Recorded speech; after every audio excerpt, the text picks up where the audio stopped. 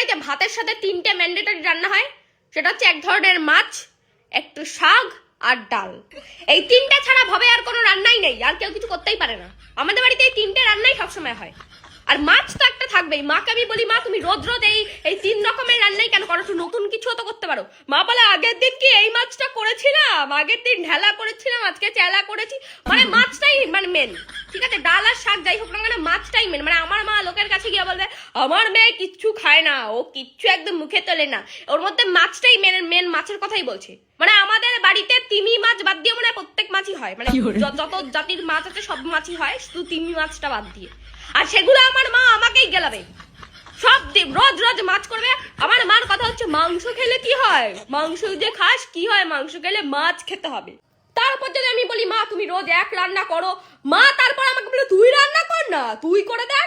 আরে ভাই তুমি তো রান্না করছোই, একটু অন্যরকম করলে কি হয়, একটু অন্যরকম। কিন্তু তুমি মাছ ডাল ভাত শাক একই জিনিস, আলাদা কোনো চেঞ্জই নেই। আর কিছু হলেই তোর মুখ বেড়ে গেছে, বাইরে খেতে খেতে তোর মুখ বেড়ে গেছে, তোর আর ঘরের খাবার পোষাবে না, তোর বাইরের খাবারই পোষাবে, কিচ্ছু খাবে না, মাছগুলো এমনি আনি। তোমাকে কে আনতে বলেছে? আর আমাদের বাড়িতে না ডালের একটা ব্যাপার আছে, মানে আজকে চালতা, আজকে কুমড়ো, আজকে লাউ, এরম ব্যাপার না। এইসবের ডাল হয় না। হয়তো চালতা চলবে তো 1 মাস চালতাই চলবে, নয়তো লাউ চলবে তো 2 মাস ধরে লাউই চলবে। মানে ওরা ইয়ে করে রান্না করতে পারে না, আমার মা মানে চেঞ্জ করে রান্না করতে পারে না। মানে লাউ চলবে তো চালাতেই থাকবে, প্রতিদিন লাউয়ের ডাল।